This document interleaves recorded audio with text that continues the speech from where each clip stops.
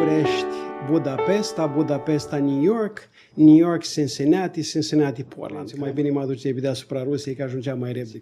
Deci este o imagine de vis să vezi Manhattan-ul ăla. Da, deci este ceva extraordinar. Nu mi s-a cerut odată să arăt diploma de... Băi, spui că ai studii superioare, atunci și mie nu mi-a cerut nimeni. De fapt, când am terminat noi clasele pe 99, atunci începuse cu .com. Deci se vorbea cum e acum de Artificial Intelligence, se căutau joburi în programare, ceva de nedescris. Mi-a fost ușor în țara asta. N-am avut dificultăți în a mă integra, chestii rasiale, zero. Bun venit la un nou episod al podcastului Tărâmul Făgăduinței. Eu sunt Radu și cu Edi vă invităm la un nou episod. Astăzi îl avem invitat pe Stelu Andrei. Bine ai venit! Mulțumesc de invitație, bine v-am găsit! Să intrăm direct în subiect atunci. Acum știm cine ești, dar spune-ne de unde ești și când ai venit în America. Deci sunt din zona Moldovei, de județul Botoșani, soția e din Piatra Neamț, am locuit și în Piatra Neamț, studiat la Iași. Am venit în America în 1997, am aterizat aici în februarie, mi-aduc aminte. Da, februarie 97, nu greșesc deloc. Deci la anul vor fi 30 de ani. Nici nu vine să cred. Este ceva vreme. Nici nu vine să cred. Deci ai aterizat în Portland, nu în Seattle? Nu, am venit direct în Portland. Prietenul meu, care o să vorbesc de el mai târziu, mi-a luat bilete, că nu permiteam. București, Budapesta, Budapesta, New York, New York, Cincinnati, Cincinnati, Portland. Când am ajuns aici, am zis că Laurențiu mai bine mă aduce deasupra Rusiei, că ajungea mai repede, cred că zic. Am avut senzația că am ajuns la capătul lumii. Da. Efectiv, da. Da. Și spune câteva cuvinte de locul unde te-ai născut. Deci, născut într-un sat din județul Botoșani, în perioada comunismului, care pentru mine mare lucru n-am semnat, nu mi-am dat seama ci comunist, ci non-comunist sau fără comunism. Am avut o viață la țară cu absolut de toate, deci nu mi-a lipsit absolut nimic. Câmpurile erau mari, pădurea era aproape de sat, copiii eram în sat, așa, școală, fotbal, verile erau superbe, vreau să zic că am avut o copilărie super de frumoasă. Deci nu pot să mă plâng absolut deloc din punctul ăsta de vedere. Da. Prin ce era recunoscută zona din care ai venit? Județul Botoșani, în general, nu vreau să zic, zona e mai sărăcăcioasă, însăși faptul că, practic, prin stat nu aveam un drum prin care drum asfaltat, drumul național să treacă. Da? Deci asta îl făcea, orice făcea mai greu. Nu? Și chiar să mergi la Botoșani, să aducea anumite chestii, lumea făcea naveta. Deci, una când trece calea ferată prin zona respectivă, trece autobuzul, știi ce zic? Deci face viața puțin mai ușoară. Aici eram la vreo 3 km de strada drumul național. Și asta o făcea, dar era și partea bună, eram cumva izolați, acum când îmi dau seama să-mi îmbolnăvesc copiii, nici nu vreau să spun că jucam fotbal pe teren și beam toți unul după altul din aceeași... Nu era germofobi? Nu, eram, nu știu, aveam o rezistență sau poate eram izolați cumva în felul nostru și veneau copii vara în vacanțe, deci pădurea aproape, iar când spun aproape mă refer 10 minute dacă alergam puțin așa, iazuri în jur, câmpuri și vremurile cum erau, verile care erau înainte, știi, temperaturi superbe, nu mi-aduc aminte, rar dacă am mai văzut norea albastru deschis, superb. Da, dar la câți kilometri de graniță e? Până la Ștefănești, deci unde era granița, de unde era Protul, erau 24 de kilometri mai erau. Deci eram undeva la jumătate, între Botoșani și granița și Stânca Costești, unde e barajul ăla care produce energie și acolo chiar și trecerea spre Republica Moldova acum. Da. Și a urmat, ai fost la școală? Deci am făcut liceu, școala generală, am mers la Botoșani, liceu electrocontact, care, știi cum e în viață, Era atunci, deci vorbim de anii 84-85, în care mi-aduc aminte și acum taică-miu, că băi, Stelică, am mai vorbit, taică-miu a lucrat în construcții. Am mai vorbit, era la modă. Puteai să-ți duci o viață bună în România dacă lucrai în domeniul alimentar, da, restaurant, chestii. Și era liceu economic foarte popular atunci. Și el vine taică, mi-aduc și aminte, acum într-o zi, zice, băi, am vorbit cu băieții pe șantier, nu prea merge pentru un băiat sfitul la liceu economic. A zis că să știe o meserie, știi? Da. Și a zis, ce zici tu să te faci un electrician? Bine, ok, m-am dus la liceu Electrocontact la Botoșani. De acolo, ieșeam electrician, numai că după 4 ani de zile când am terminat liceul, mi-au dat aia de repartiție la mine, la Rovinari. Serios? Da, deci aveam un job asigurat, dar nu putea să-mi spună că nu mi-a dat job sistemul, statul, corect. dar m-au trimis la mine. Aș putea spune că, nu știu, 2 oameni au jucat un rol foarte important în viața mea. Deci, a fost profesorul de matematică în clasa 5-a și a 6-a. Cred că atunci am făcut eu matematică cu adevărat. Și profesorul din liceu, clasa 11 și a 12-a. O chestie care am făcut-o, aș putea spune că e meritul meu cumva, deci am intrat la liceu la mecanică și aveam profil de electrotehnică. Și zic, băi, eu n-am să ies electrician, o să ies sudor, o să ies mecanic, o să ies lăcătuș, dar eu vreau să fiu electrician. Și după 2 ani de zile de profil de mecanic, am dat diferența. Mi-aduc aminte atunci, mi-au pus o instalație cu un bec, un îndrupător. Am dat diferența și am luat treapta și am luat să intru în clasă de electrotehnică. Și am nimerit la a 2-a clasă, cum au făcut niște chestii pe acolo. În schimb, am nimerit cu un profesor, băietul Ioan din Botoșani, deci nu o să vă vină să credeți. Deci tipul ăla m-a făcut om, dacă pot să o spun așa. Deci stăteam în internat. Tipul ăla venea în fiecare seară la mine în cameră, stăteam împreună cu alți 2 colegi și făcea cu noi matematică. Am pierdut dinners, deci nu am mers să mâncăm seara, nu pot să spun câte seri la rând. Îi spuneam, erau 11, domn profesor, lasă că o să mâncați mai încolo, nu știu ce, el toți mea. Și efectiv, tipul ăla, deci practic a fost care, deci am intrat la facultate datorită lui. Deci, da. Și unde ai făcut facultate? Deci am făcut-o la Iași, am început la Suceava, că am zis că ai mei nu își permit să mă țină la zi, dar mi-am dat seama că zic, dar nu e mare chestie. Am făcut armata la pompieri și în Iași, acolo m-am întâlnit cu tip de la energetică de la Iași și noi de la Suceava. Și păi am dus și i-am vizitat și au zis, dar nu e o problemă, că dacă ții examene și ai bursă și toate astea, mai ai nevoie de niște bani de buzunar. Zic, ok, și m-am transferat după primul an și m-am transferat în Iași și a venit în 89, a venit Revoluția.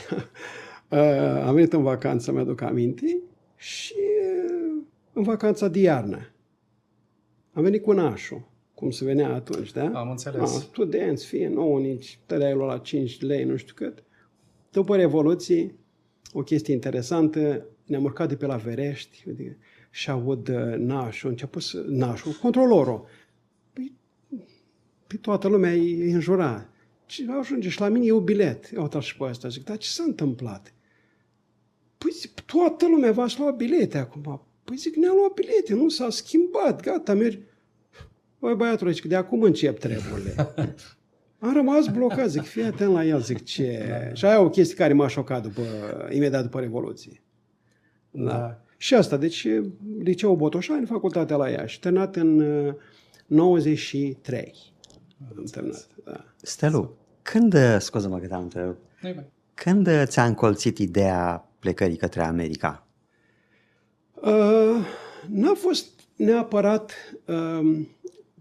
America în mintea la mine, dar așa cum am spus, deci a venit Revoluția.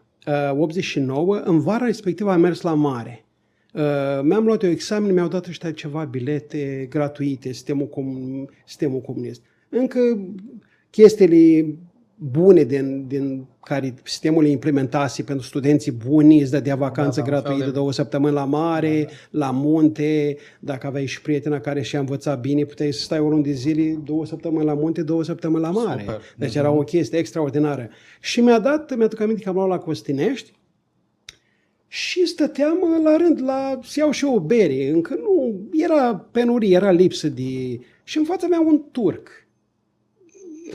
Băi, dau să vorbesc, nimica, tămâie, nu știam un cuvânt engleză. Ala ce i-am spus și eu la Hagi și nu știu ce, ala god.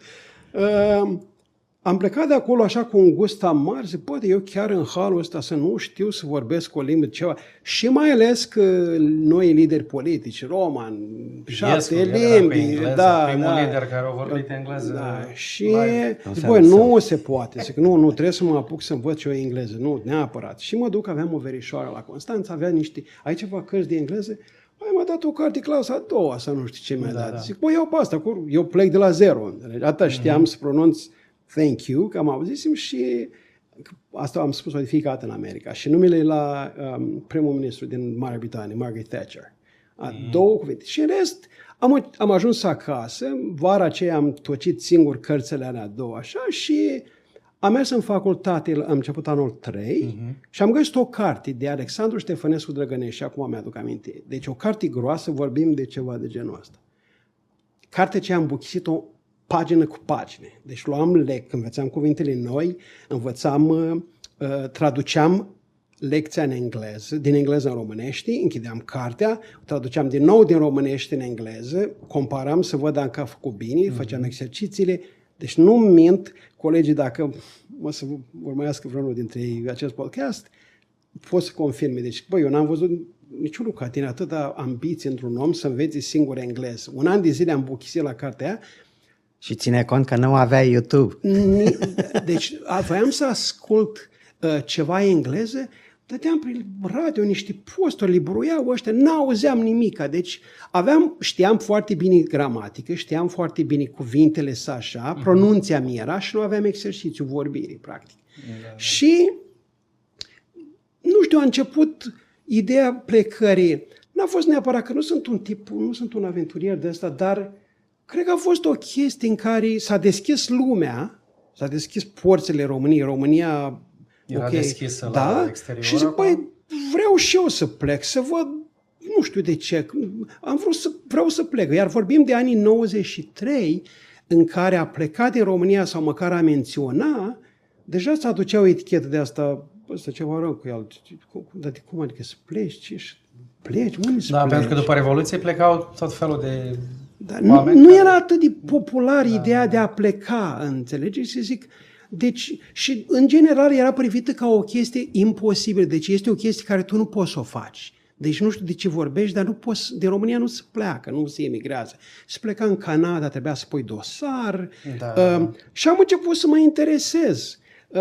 M-au trimis de la servici, că am lucrat la IRE, la Botoșani, din 93, parcă până 95, un an până 94, și iar din 94 m-am transferat la Piatra Neamț.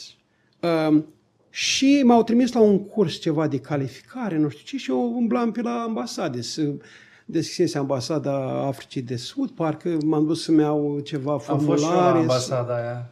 Da, Canada, mă gândeam ce țări, unde aș putea să plec. Canada, zi. Erai căsătorit în vremea aia? Eram căsătorit. M-am căsătorit în... Cum a mers treaba asta în comun? Culmea că și soția, vreau zic că a fost, nu știu de ce, chiar și ea a zis că, cred că la ea a fost chestia că a avut o verișoară plecată în Germania. Și o auzea pe ea, plecă în Germania, de fapt bărbatul ei plecase înainte și o pleacă în Germania, Gabi, și dintr-o dată și ne ia o dorință de asta că să plece, nu știu. Ne-am întâlnit, ne-am cunoscut, ne-am căsătorit, zero opoziții din partea ei, ba dimpotrivă, am putea spune că... Decizie de familie. Fără la și poate, da. Cel mai bine. Și, deci am încercat eu să-mi fac lecțiile, cum s-ar spune, am luat niște formulare pe atunci, nici nu mai știu exact, la Canada era partea franceză, partea engleză. Da, erau aplicații diferite. Da. A apărut în schimb chestia cu loteria vizelor. Și am aplicat, eram avid după citit presa, ziare, toată ziua, așa cum cred că am microbul ăla, încerc să mai scap din el, dar nu știu cum. E greu, nu prea pot, da? Și găsesc într-un ziar, în evenimentul zilei, parcă Loteria Viselor. Mă aplic, a trecut. În schimb, mă întâlnesc. Am plecat toți, am terminat facultatea, toată lumea a plecat și au găsit joburi care și-au găsit servicii prin orașele lor. Fiind la Piatra Neamț, nu știu cu cine m-am întâlnit și îmi spune de un coleg, Laurențiu Costan, nu știu dacă o să mă audă să privească vreodată podcastul. Îi trimit link. Da. Și îmi zice că da, știi că Laurențiu e plecat în America sau pleacă în America. Zic, deci nu spun. Am pus mâna pe telefon în secunda aia, știam că e la Rădăuț. Am sunat și... Voi ați fost și prieteni. Da, și prieteni în armată, m-am cunoscut și... Culmea că el, fac o mică paranteză, a văzut că prin facultate vorbeam de plecare și îmi zice, auzi, îmi promis că dacă ajungi cândva în străinătate o să mă ajut să plec și eu și uite, eu îți promit că dacă ajung, o să te ajut în măsura pozitivă, o să te ajut pe tine să pleci. Zic, da, cum să nu? Batem noi palma acolo. Într-o după amiază mi-am după un pui de somn de ăsta care eram făcut. Mă trezesc cu harta Africii de Sud lipit pe perete. Zic, băi, cine mi-a făcut mie chestia asta? Laurențiu a mers și a găsit o hartă de asta pe noroc că hai să o iau un stelul să o pun pe față. Da. Știi? Și eu sun la Rădăuț. Stilul meu, salut, ce faci? Zic, n-ai plecat în America? Zic că nu încă. Deci vreau zic că l-am auzit nu încă, zic că... Da. Deci în ziua aceea n-am mai putut să fac absolut nimic.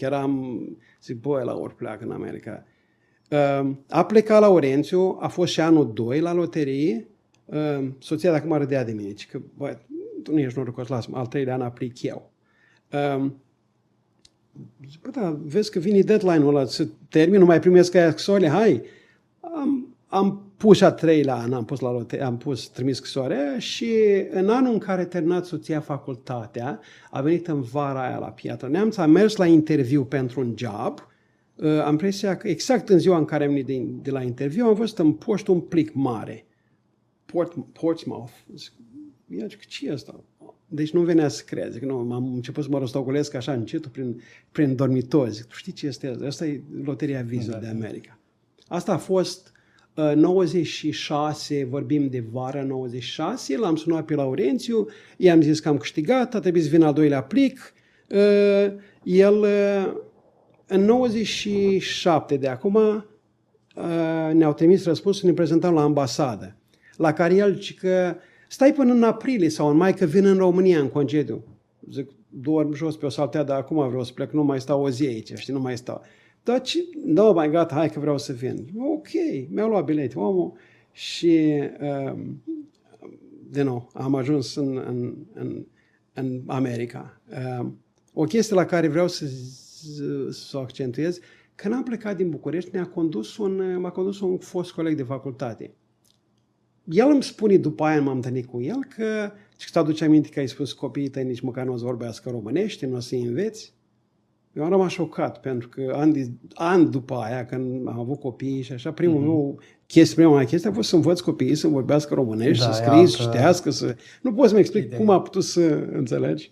Da, ei, știi cum îți mai schimbă părerile, că pleci cu niște idei, după aia dai seama că... Și așa cumva, n-am ales eu America, cred că America m-a ales pe mine, aș putea spune. Nu, a fost ultima țară la care m-am gândit că eu cândva voi putea ajunge aici. Mă gândeam la Canada, chiar foarte mulți colegi am în Canada, care au plecat legal, cu act, cum spunea, puneai dosarul, cu anumit punctaj, așa. Spune-mi, te rog, o chestie, cum au primit vestea deciziei voastre de a pleca? Cei dragi vouă, cei apropiați? Părinți, mă rog, rude, prieteni? Băi, taică meu el a fost un tip de ăsta care dintotdeauna a zis că indiferent ce se întâmplă, voi să vă vedeți de viața voastră, deci te duci unii mai bine, tu nu te uiți în spate, mama, tata. Deci din punctul ăsta de vedere aveam ok-ul lui. Maica mea, nu pot să zic, nu prea au luat-o în serios până că în momentul în care plecăm, 2-3 zile am plecat, Verești, mi-aduc aminte, deci nu le-a fost... Din partea soției, în schimb, a fost puțin mai greu, că ea fiind singură la părinți, Dar aș putea spune și mama soacră a privit-o oarecum, a avut o atitudine pozitivă. A zis că nu, e ok. Deci tu, adică acolo e America, trebuie să vă fie bine și o să veniți înapoi în vizite și o să fie ok, știi? Da. Nu, e o mișcare care... Deci nu e ușoară. În schimb, ai de partea ta tinerețea, ai de partea ta faptul că n-am lăsat nimic în urmă noi, chestii materiale. Ești mai optimist, ai curaj, ai viața Am avut înainte, apartamente, nu ai n-am copii. avut chestii care spun, băi, mobil, am pus suflet, am pus muncă. Efectiv, n-am soția abia de v-ați avut unul pe altul, tu și știi, soția. Da. Și mai ales că, și ea a zis că nu, plecăm. Sunt care au, cum să zic, au chestii după câțiva ani de trăiți în România, e mai greu. Noi eram chiar la început, ea abia terminase facultatea, a zis că nici măcar, i-au făcut o ofertă la job și nici nu mai duc, le-a zis pași la revedere și nu. Deci, eu am mai terminat, am lucrat până în ianuarie, că mi-am dat demisia de la IRA la Piatra Neamț. Și, Stelu, cum a fost impactul când ai ajuns aici? Pentru că era o diferență... Întâi, unde ai ajuns? Unde ai ajuns? Ca să știm mai clar cum a fost. Deci, așa cum am zis, i-am zis lui Laurențiu, băi, plec, da, ok, hai că-ți iau bilete. Am plecat din București spre Budapesta, New York. Intrarea am făcut-o la New York. Aici ne-am făcut intrarea în care am dat hârtiile cu green card. Sigilat, Da. Acolo a fost și o chestie culturală, nu știu, era în fața mea o tipă, stăteam la rând, cu bebeluș, mergea băiatul ăla, cred că avea un an și ceva, de culoare, și el a început să plâng. Când Mike a chemat-o la interviu, la ghișeu acolo, ăla plângând, după ea a fugit. La care aia se întoarce lea și mi-l pune în brațe mie. Ce se întâmplă aici? Deci îți dai seama, ăla plângea, îi curgea nasul, zic... Plângea copilul, vrea la mama, iar l-am pus jos, înțelegi? Iar a fugit după Mike sa. Aia cred că era singur cu el, a venit, iar mi l-a pus în brațe. Zic, băi, ceva e dubios ai. Mă rog, a terminat doamna acolo și a făcut actele, nu știu ce, am venit noi. Deci nici nu mi-aduc... am venit cu niște bagaje, haine din România, care practic le-am adus degeaba, că am ajuns aici, alt stil, altă vreme. Despre asta vrem să vorbim. Deci, cum să zic, mi-aduc aminte și acum aveam o geacă, era iarnă în România, era frig, ceva de blăniță, nu știu ce, am ajuns aici, Laurențiu, un pantalon scurs, eram complet overdressed, cum zic ăștia. Deci, nu mai spun, cred că 90% din hainele le-am împachetat și le-am trimis înapoi. Mai ales în partea asta a Americii, știi cum e, când vezi un om cu fular, mănuși, căciulă în cap și haină groasă, știi că e din estul Europei. Trebuie să fie ucrainieni, ruși, români. Sau... Și e și chestia culturală, că aici, deci mi s-a întâmplat, mă întrebau rudele din România, cum e vremea acolo? Păi zic, dacă mă uit pe geam, nu pot să... îmi dau seama așa că văd, zic, și în pantaloni scurți, văd cu șubă pe ei, văd îmbrăcați, se îmbracă omul cum simte, mai ales că se urcă mașină un, doi, știi, deci nu prea... diferența, ei nu stau una, două în mașini. Reamintim ascultătorilor că ne aflăm în zona Portland, în nord-vestul Americii, loc în care ai ajuns și tu după pauza din New York. Da, deci am zburat de la New York la Cincinnati, cred că așa a găsit bilete, voiam și să vin repede, poate și chestie de preț, Cincinnati, Portland. Am ajuns, cred că seara, pe la vreo, fie în februarie, nu știu, 6, 7, că nu vedeam mare lucru traversând podul din Portland spre zona Vancouver, aici unde stătea Laurențiu, și m-am mers la apartament, bineînțeles că stilul ăsta american, de spațiu deschis, cu mochetă pe jos, cu bucătăria, parte cumva din living, repede de... Obosit, am stat ce am stat, m-am trezit dimineața, cum să zic, o lumină nouă, la modul că nu mai văzusem niciodată așa ceva, deci casele astea acoperite cu composite, de un fel de... Carton asfaltat. Ai senzația cu un fel de carton cu bitum pe el ceva, totul structura din lemn făcută, pentru că zona e, lemnul e în abundență în zona aceasta și plus este și zonă seismică. Deci eu, făcând la pompieri, armata, m-a întrebat odată locotenentul, am mers facem o aplicație la moară. moara din Iași. Și mi-a zis, te-ai întrebat vreodată de ce moara ai făcută? Toată moara ai făcută din lemn. Zic, nu. Pentru că din cauza vibrațiilor. Pentru că dacă ar fi beton, deci nu rezistă la vibrații. În final se fisurează, se crapă, dar lemnul rezistă Există la asta. Motiv. Zic, ok, am înțeles. Și asta a fost. M-am trezit dimineața într-o lume, totul curat, totul parcă... Parcă prea pus la punct. Da, deși săptămâni, zile, luni, mă tot întrebam, unde e extraordinarul ăla? Ceva nu găseam aici. Se prezintă America ca o chestie așa.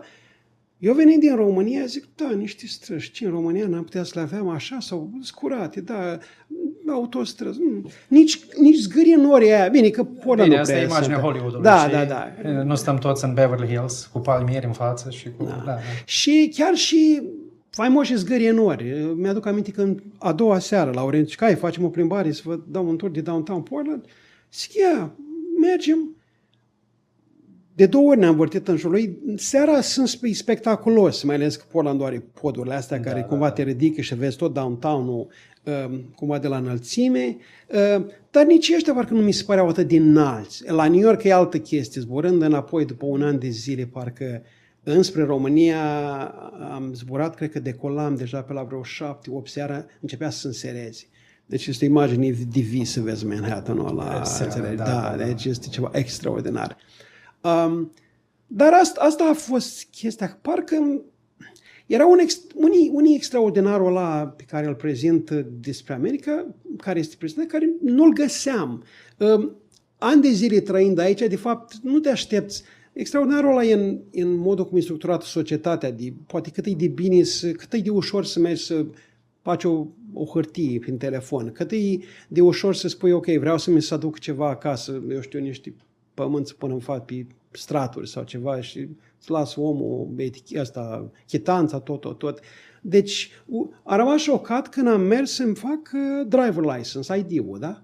Cu permisul de conducere. Buletinul, da. Merg la Orinți, acolo mă duce, mă întreabă aia adresa, mă întreabă aia. Păi, am ieșit de acolo, spui, da, chiar asta crede absolut totul ce spun eu? Zic că da. Zic, cum aici în țara asta tot ce spui? Zic că da, ești crezut pe cuvânt, tocmai asta e ideea. Deci în momentul în care te prinde că ai mințit sau ai făcut ceva, atunci încep probleme. Dar până atunci, oamenii iau de bun tot ce spui tu. Deci am rămas, asta cred că a fost iar o chestie care... E o diferență culturală, până la urmă. Da. Cum o ștampilă, o dea, o dovadă, absolut nimic. Gândește-te cum e, de exemplu, cu Amazonul. Vecinii mei îți lasă pachetul la ușă. Stă pachetul ore întregi. Poate, deci sunt probleme, dar rar, cel puțin în zona noastră, da. În alte zone e rău. Dar... Iar ce mi s-a... deci am zis că am terminat facultate, deci am venit cu diplomă de inginer aici. Deci lucrez de 99 și o să revin la cum am început practic cu cariera în America, lucrez în domeniul IT. Nu mi s-a cerut odată să arăt diploma spui că ai studii superioare, arătăm și mie nu mi-a cerut nimeni. Interesant e că nu ești primul care spune treaba asta, am mai auzit. Deci nimeni nu mi-a cerut să arăt diploma, toată lumea, deși am scris pe rezume, e acolo la studii, chestii, nimeni nu m-a întrebat și a zis, ok. Da. Deci între asta cred că constă și, bine, e prea mult, trăind aici, după aia, practic, cu timpul adică îți dai seama de ce e special America cumva, știi? Da. Am lucrat făceam ceva în IT, un program.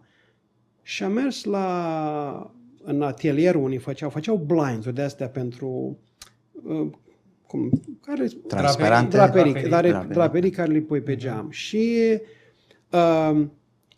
zic, dar ce se întâmplă aici? Tot felul de chestii, de șabloane, că trebuie să înțelegi o chestie. Aici lumea nu vorbește engleză. În schimb, se trăinuiesc unii pe alții. El știe trebuie să ia de acolo, pune aici, o taie pe asta, o dă lui ăslaltul. Deci totul era făcut în așa fel încât și la final și-a produsul super de bine, înțelegi? Dar nu vorbeau toți engleză. În schimb, ceea ce limbajul comun era acest sistem pus împreună, pus la punct, în care toată lumea îl urma Și așa lucrau oamenii, practic. Așa își făceau treaba.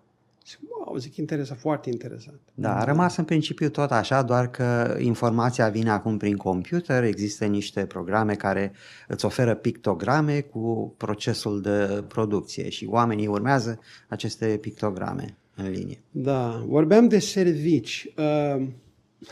Aici cred că a fost, deci nu pot să mă laud, dacă aș putea spune așa, că am spălat vase în America, când am venit, chiar n-am spălat deloc vase.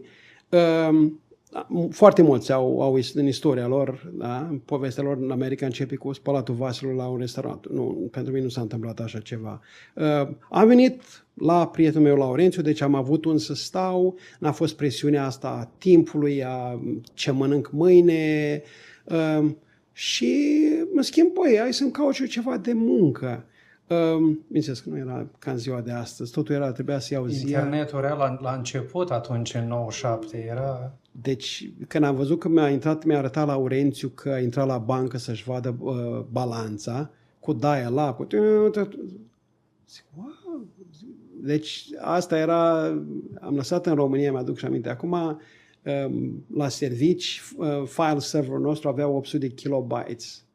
800 de kilobytes, deci era mare atunci, deci a evoluat enorm. Plus că saltul făcând din România în America, ăștia s-au dezvoltat cu o viteză extraordinară. Da. Exact și am prins după aia imediat .com.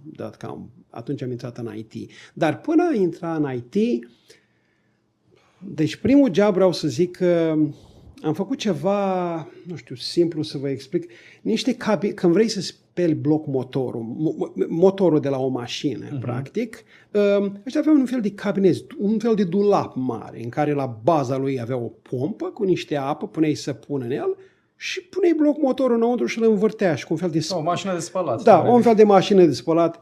Ei, ajunsesem la aia să fac de la, să instalez pompa, să-l pun să-l împachetez, să-l trimite.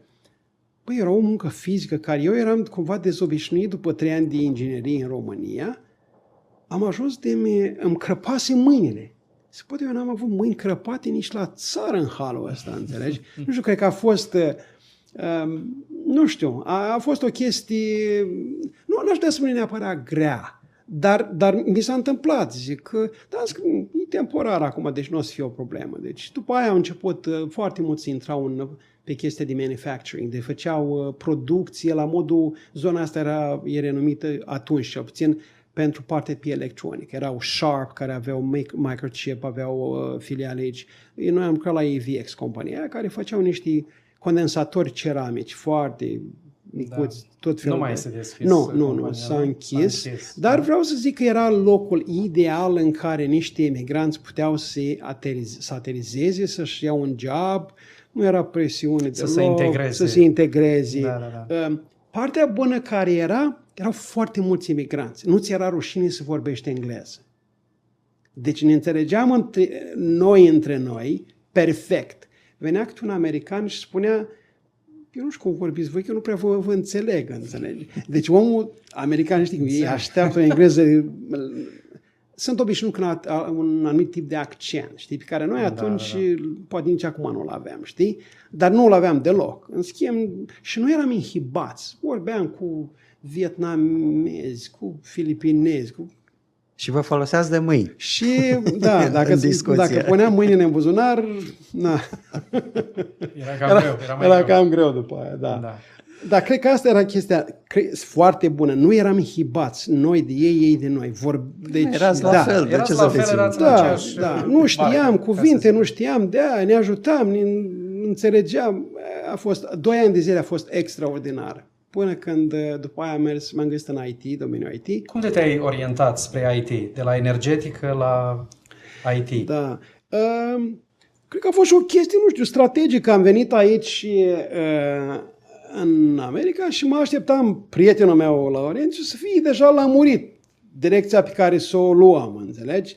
Eu vin, el îmi zice că, băi, cred că eu vreau să mă fac electrician, să-mi iau licență, că aia fac bani. Zic, electrician, de ce? Mă rog, deja el începuse școala sau era cât pe ce să înceapă. A început, când am început eu la EVX, așa, el plecase de la EVX și am mers am mers la ceva training aici, cum îi zic ăștia, nu internship, ucenicii, ceva de genul ăsta, așa, și să devină electrician. După 2 săptămâni s-a întors Laurențiu meu, a zis că, păi, știi ceva, nu vreau niciun electrician, era bine la EVX, e nice, e relax, nu vreau. Și, în schimb, ce am făcut amândoi, zic, băi, să încercăm în calculatoarele astea. Și am mers la college aici, la Clark College, colegiul local de aici, da? Și la University of Washington, care e în Vancouver, sau Washington University, sau parcă Washington State University, ceva de genul ăsta. Și am luat niște clase în calculatoare, dar nu neapărat pentru calculatoare, că noi făcusem în România puțin, aveam matematică, aveam baza solidă în ceea ce privește matematica, logica, știi? Ne lipsea limbajul, înțelegi? Deci asta ne lipsea comunicarea. Eram timizi, băi, oare cum o fi? Și am mers să am niște clase de C, C++, de astea tari. Și așa te-ai orientat? Și așa zic, băi, în schimb de nou, a fost și o chestie de noroc, o chestie de timp, aș putea spune. Exact când am terminat noi clasele pe 99, atunci începuse cu .com. Deci se vorbea cum e acum de Artificial Intelligence, așa se vorbea atunci de AI. Așa cum am zis, deci era .com, se căutau joburi în programare, ceva de nedescris. Problema care o aveam că nu aveam experiență. Toată lumea îmi spunea că trebuie să ai experiență. Băi, trimiteam rezumeuri. Bine, bănuiesc că ajungeau, că nu mai este ca aici, trimiți e-mail, aia. Aplicam, cred că în persoane, mi-aduc aminte că mergeam cu cererile, cu aia, cu rezumeurile, cu... La un moment dat zic, bă, dar eu știu ceva, ia să schimb puțin abordarea și mi-am schimbat complet rezumeul și am zis că în România am făcut ceva programare, că am fost parte dintr-un program care... Aveam eu o chestie care se făcuse la Piatra Neamț, cu ceva transmisii de date. Mi-am făcut o poveste acolo frumoasă și am început să sune telefoanele. Ok, hai, te invităm la interviu, nu știu ce. Deci aveai experiență. Da, aveam experiență și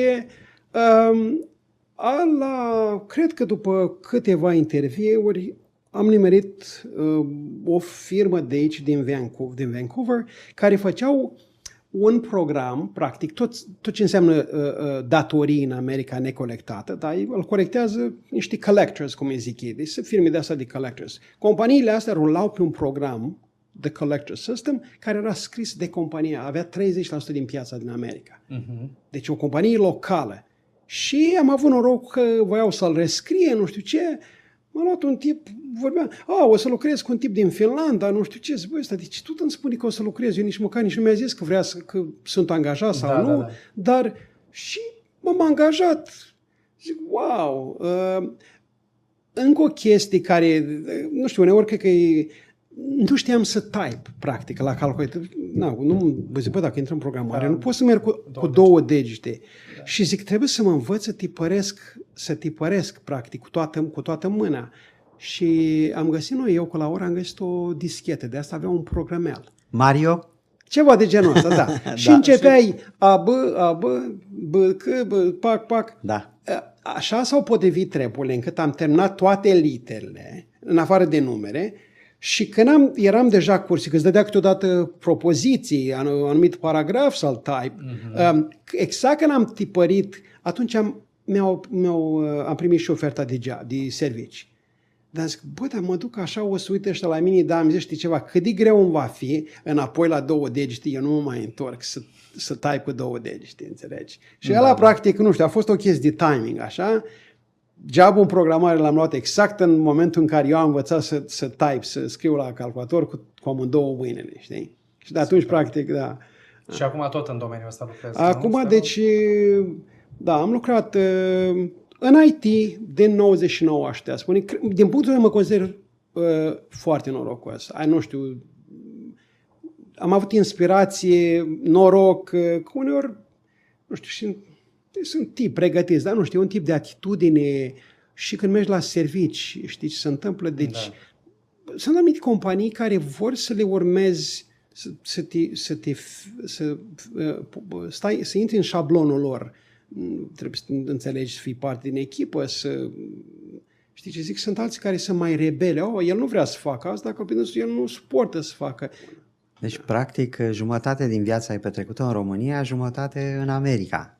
Acum spune-ne, ai ceva de care ți-e dor din România, care e specific românesc? Știi cum e? Cred că la toți ne lipsește mâncarea. Da, când ajungi aici, din nou, America e America. Mai ales în partea asta a Americii, în partea de vest. Dacă am fost poate pe coasta de est, poate mai aproape de Europa. Aia ce obțin mie, dar nu cred că sunt singur. Duci dorul la anumite chestii. Știi? Cum nu ți-a plăcut carnea dulce Da. cu marmeladă? Sau cum mănâncă aici? Da, sunt sosuri dulci care da, se adaugă. Da. Noi nu eram obișnuiți cu așa ceva. Nu. Iar la început, plus că acum 30 de ani nu era nici varietate. Nu exista, eu știu, Trader Joe's pe aici, nu exista un Whole Foods. Deci anumite magazine Aveam nu existau. magazinele astea este-europene, ucrainieni, ruși, armeni. Da. Deci asta îți lipsește la început. Bine, nu chiar la început așa, că la început a fost bucuria aia, excitementul ăsta că am ajuns în America, donuts, care n-am dat zic, dar parcă sunt prea dulci totuși, știi? Da. Până și sucul Coca-Cola era mai dulce aici față de ăla din România. Nu mai zic că îmi plăcea Mountain Dew ăla, deci mă trezeam seara și beam Mountain Dew până mă duceam înapoi și mă așeam în pat, zic, ce bine mă simt. Mă răcorea, mă făcea să mă simt bine, de acum nu mai, deci de ani de zile nici nu am așa ceva în casă. Dar asta am zis, mâncarea, după ce s-a dus excitement-ul ăla de, am ajuns în America, parcă începi să tânjești după una, după alta. Am mers în vacanțe am ajuns în februarie aici, deci nu anul următor, am mers în august, parcă. Zic, hai să mergem în România. Aveam părinți, surori, frați, soția, mama, treia bunică. Foarte excited. Am mers cu sacoșe cu gențele pline și nu mai aduc aminte. Erau atunci, puteai să duci 70 de pounds, parcă, pe geamantan. Da, au trecut ani, cum să zic, parcă m-am obișnuit, nu știu să zic, și societatea de acolo s-a schimbat. Da, am lăsat o lume în România la care eu tot tânjesc, dar nu mai există acolo. Lumea aia nu mai există. Da, corect. Da. Modul în care socializau România acum 30 de ani este diferit de cel din prezent. Da. Au pus interfoane la casa scării, de asta nu mai asta e primul lucru. Deci copiii au venit după 97, după 7 ani de America. Aia era schimbat. Îți dai seama, începi să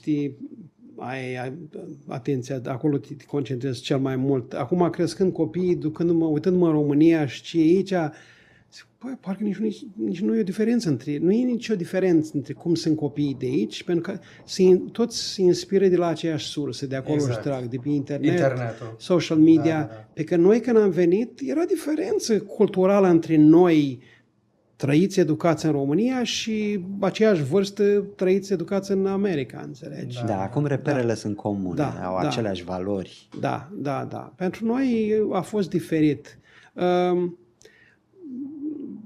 Să mă întorc la întrebarea ta, încerci să-ți creezi o lume, o mică România a ta aici, știi? Corect. Da. Chiar și în casă, eu știu, îți găsești magazinele la care mergi să cumperi. Bineînțeles, crescut în România 28 de ani, nu pot să spun că nu poți să deprinzi. Gătești în casă mâncări românești, nu cred că aș putea să-mi închipui fiind un Paști, un Crăciun fără un cozonac, la care vreau să spun că sunt expert, mi-l fac singur. Exact. Da, știi? Deci, colindători, îți aduce aminte de România aia ta care o ai încă în cap, știi? Deși ea nu mai există. Sau sunt lucruri care nu le-ai apreciat, nu le-ai prețuit când erai în România, ai venit aici și ți-ai dat seama că ai pierdut lucrul ăla și te gândești, parcă era frumos. Exact așa am pățit eu când m-am întors la Piatra Neamț. Dealurile alea care erau în jurul lacul de la Bâtca și toate alea, copil fiind, nu le-am băgat în seamă, ca să zic. Acum când mă duc, wow, ce frumos e.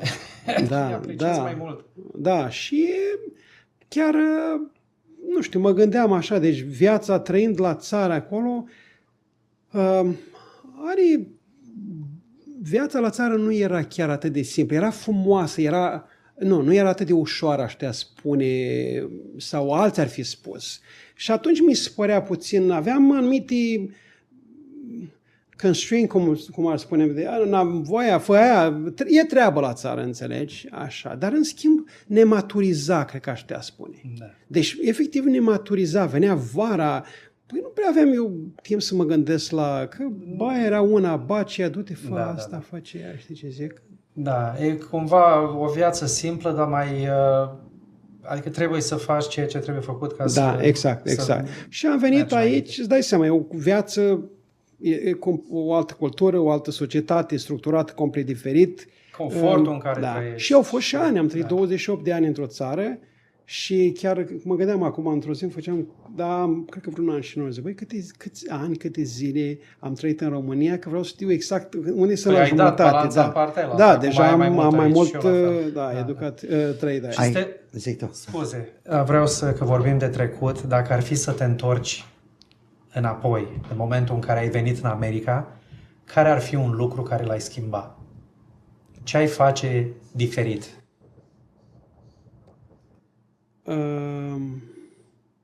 Ce aș face eu diferit? Radu, nu știu dacă... Poate lucrurile nu trebuiau să fie niciun fel. Deci, în general, deciziile care... N-aș putea spune că mi-a fost greu. Chiar pentru mine viața... Deci America m-a primit cu brațe deschise, aș putea spune. Deci mi-a fost ușor în țara asta. N-am avut dificultăți în a mă integra, chestii rasiale, zero, n-am avut absolut. Să reamintim că ai avut persoană care te-a ajutat, un român, un prieten bun, care te-a găzduit și te-a îndreptat către anumite direcții. Fă aia.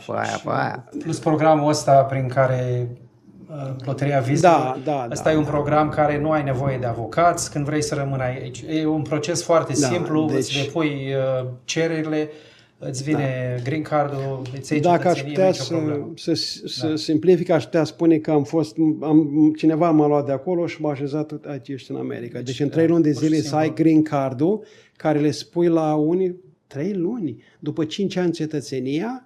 Deci o chestie foarte simplă. De nou, America, o spun din nou, America m-a vrut aici. Eu n-am ales America. Cumva America m-a ales pe mine, dar aș putea spune că mi-a fost ușor. Mie nu mi-a fost greu absolut deloc în America. O persoană tehnică, ai venit într-un loc care este numit Silicon Forest aici. Este replica Silicon Valley din California. Datorită atâtor fabrici de tehnologie.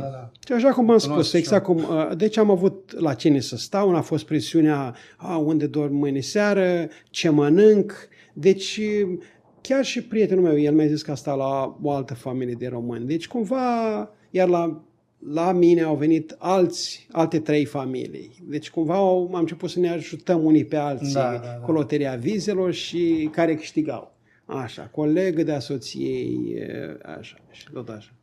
Pe parcursul discuției noastre, deja ai făcut introducerea la una din întrebările noastre. Ce te-a învățat societatea americană în comparație cu societatea românească sau cu... Deci dacă aș putea să zic, să aleg un cuvânt care cred că noi, venind dintr-o societate omogenă cum era România, este cultură. Pentru mine cultura era o chestie, așa un cuvânt foarte îngust. Cultura înseamnă istoria, filmele românești, mâncarea. Încă nici nu cred că mă gândeam la chestiile alea. Cred că alea...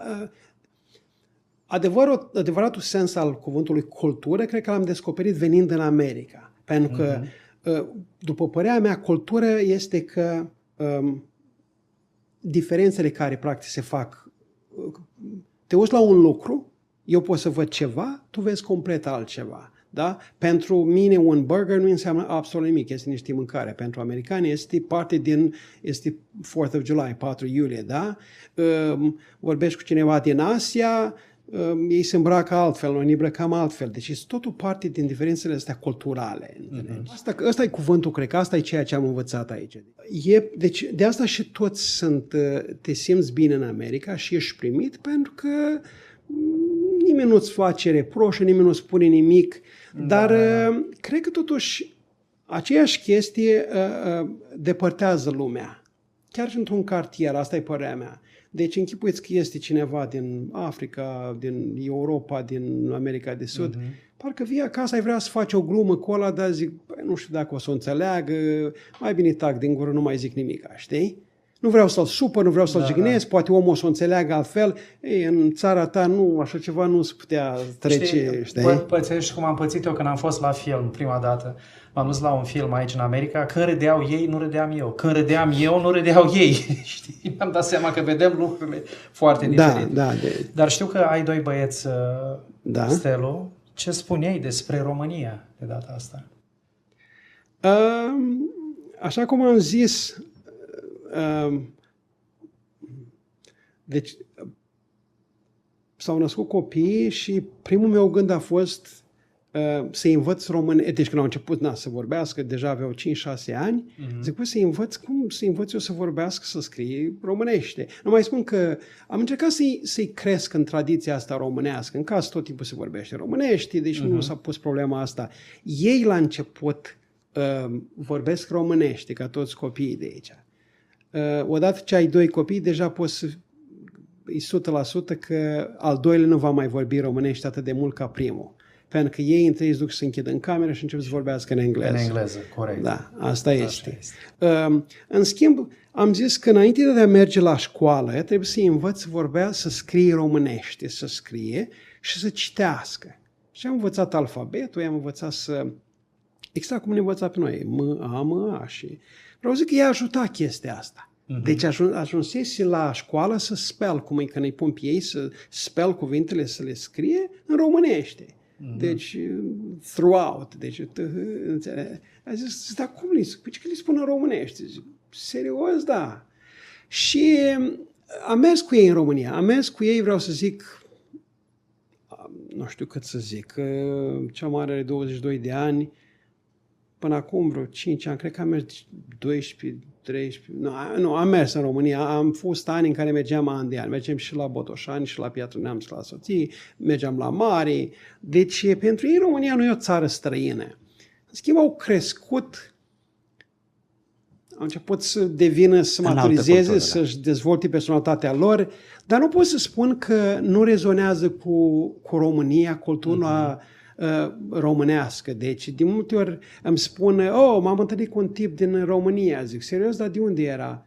Păi nu, că nu l-am întrebat. Zic, cum nu l-ai întrebat? Zic, păi de ce? Păi ai ideea, îl întreb, înțelegi?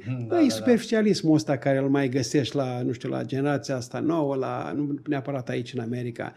Dar, din nou, când aud ceva de România sau o chestie, îmi trimit o știre pe telefon meu, deci rezonează cu România, cu tot ce-i românesc, înțelegi? Și asta mă bucur, înțelegi? Mai mult de atâta, ce să spun? Meritul vostru este că i-ați învățat românește, ei pot să perceapă acum informațiile la un nivel ridicat, informația despre România. Ce să spun? Poate mi-aș dori să căsătorească niște românce, dar n-am niciun control. Da, nu ai cum. Da, n-am niciun control asupra. Vezi și tu, mergi la festivalul românesc. Poate iese ceva. Încetul cu încetul, vrei să spui ceva? Nu, nimic. Uite că am ajuns și aproape de finalul episodului nostru și mai avem o întrebare pentru tine, referindu-ne în special la perioada aceasta de tranziție. A devenit America tărâmul făgăduinței pentru tine, pentru voi? Pentru mine, pentru familia mea, fără doar și poate. Da. Deci nu cred că aș fi realizat nici într-o țară din lume cât am realizat în America. În schimb, nu știu, poate cu vârsta, a venit copii, avem noi vorba aia românească că toamna se numără bobocii, eu parcă zic, băi, nu știu când vine timpul să-i numeri cu adevărat. Dacă noi dacă copiii noștri nu se împlinesc și nu duc știi ce zic, să aibă o viață, ok, exact cum am trăit noi, mă refer la ai o familie, să ai copii, deci o viață normală, ceea ce numesc eu, parcă am senzația că, cum să zic, sunt puțin dezamăgit. Eu nu pentru asta. Am venit în America financiar, fără doar și poate, deci ne-am dezvoltat, înțelegi? Acum, partea familiară, deci în familia mea, aș putea spune că da, dar sunt copii de acum care, cum să zic, dar cred că asta e peste tot. Nu știu dacă înțelegi ce spun. Și în România, dacă rămâneam, mi-e frică de ce aduce parcă ziua de mâine pentru lumea asta noastră. Cred că putem să generalizăm la nivel mondial acest lucru. Peste tot în Europa, pe unde știm, avem prieteni, avem rude, America, mă rog, Canada. Da. Pentru noi veniți din România, deci am vorbit și cu persoane la servicii din Asia, zic, băi, pentru mine a fost super de ok. Mie nu mi s-a spus odată că sunt străin în țara asta. Deci vecinii, și am stat în câteva locuri, în câteva cartiere, deci eu n-am avut nicio problemă cu vecinii. De nou, eu îmi spun că am făcut partea mea, ceea ce trebuia să fac pentru America, cum și America a făcut ceea ce trebuia să facă ea pentru mine, înțelegi? Dar eu mi-am plătit taxele, mi-am crescut copiii, am fost un vecin super ok, mai mult de atât nu știu ce aș putea să fac. Super, nu trebuie altceva. Da, super. Deci cum să zice, v-ați integrat. Da, fără doar și poate. America pentru noi a fost generoasă, înțelegi? Îmi doresc ca și de aici încolo și pentru copiii mei să fie, și nu neapărat pe partea financiară, înțelegi? Partea socială mă refer, familie, asta doresc. Deci. Dar din nou, cred că lumea se schimbă, cred că și oriunde aș fi, că cred că aceleași frici le-aș avea, aceeași, înțelegi, spun, reține, aceeași, am o dorință de asta că măcar voi să fiți ok de aici încolo. Nu ești singurul, Stelu, și noi ne facem aceleași griji, ca să zic așa. Da. Dar, din nou, America pentru mine și pentru familia noastră, a fost, deci pot spun că ne-a primit, nu ne-am simțit străini, nu ne-am simțit jigniți, n-am avut. Poate e și faptul că venim din Europa, de unde venim noi. Zona asta e mai răsfirată, nu e atât de aglomerată. Experiența mea, cel puțin, este că în America, când le spui că ești din România, devin curioși americanii. Serios? Ia spune puțin, ce e acolo? E atât de departe? Iar comunitatea noastră e relativ mică, comparativ cu comunitatea mexicană, să zic, sau aia rusească sau ucrainiană. Stelu, mulțumim mult pentru participarea la episodul nostru din ciclul Tărâmul Făgăduinței. Mulțumim și celor care au urmărit cu răbdare aceste povești interesante și sperăm ca pe viitor să vă faceți timp să urmăriți și alte episoade ale noastre. Numai bine! Și la revedere!